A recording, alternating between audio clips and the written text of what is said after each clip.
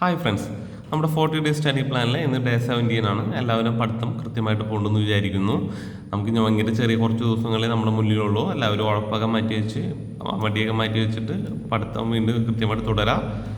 അപ്പോൾ ബേസിക്കലി നമ്മൾ ഇന്ന് നോക്കാൻ പോകുന്നത്, നമുക്കറിയാം നമ്മൾ ഈ ഒരാഴ്ച നോക്കിക്കൊണ്ട് വരുന്നത് കേരളം ഭരണവും ഭരണ സംവിധാനങ്ങളുമാണ്, അതേപോലെ തന്നെ ഭൗതികശാസ്ത്രവുമാണ്. അപ്പോൾ ഇന്ന് ഭരണ സംവിധാനങ്ങളിൽ നമ്മൾ ഇന്ന് പഠിക്കാൻ പോകുന്നത് തണ്ണീർത്തട സംരക്ഷണമാണ് ഇന്ന് നമ്മുടെ ടൈം ടേബിൾ ഉൾപ്പെടുത്തിക്കുന്നത്. അതേപോലെ ISRO റിലേറ്റഡ് ഫാക്ട്സ്.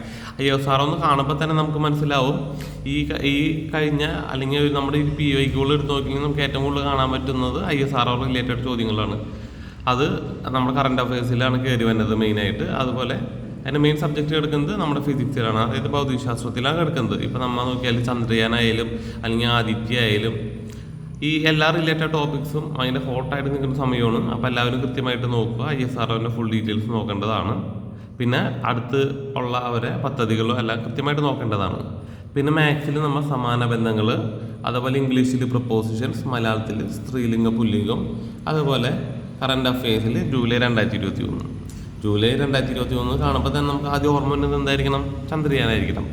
അപ്പോൾ കൃത്യമായിട്ട് നിങ്ങളുടെ സമയം വിനിയോഗിക്കാം. എല്ലാവരും നന്നായി അടിപൊളിയായിട്ട് പഠിക്കാം. നമുക്ക് എക്സാമിന് വളരെ കുറച്ച് സമയമുള്ളതെന്ന് മനസ്സിൽ മുൻകൂട്ടി കണ്ടുകൊണ്ട് വേണം നമ്മുടെ പഠിത്തങ്ങൾ മുന്നോട്ട് പോകാൻ. അപ്പോൾ thank you. Have A nice day.